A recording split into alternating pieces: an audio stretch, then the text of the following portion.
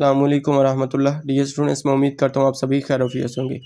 इस वीडियो में आप लोगों को 9th class math Urdu medium के लिहाज से चैप्टर 1 के अंदर से जो मोस्ट इंपॉर्टेंट लॉन्ग क्वेश्चन वो बताने जा रहा हूँ। आप लोगों ने बुक का पेज नंबर 14 ओपन करना है और मशक नंबर 1/2।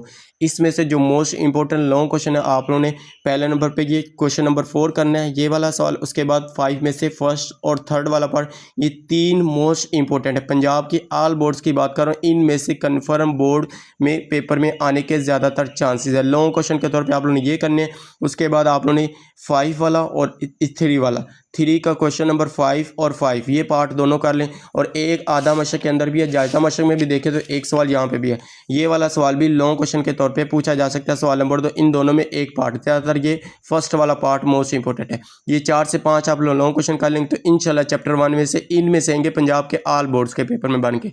तो इस तरह के मजीद लॉन्ग क्वेश्चन समझने के लिए चैनल को सब्सक्राइब करें। ओके, अल्लाह हाफिज़, thanks for watching this video.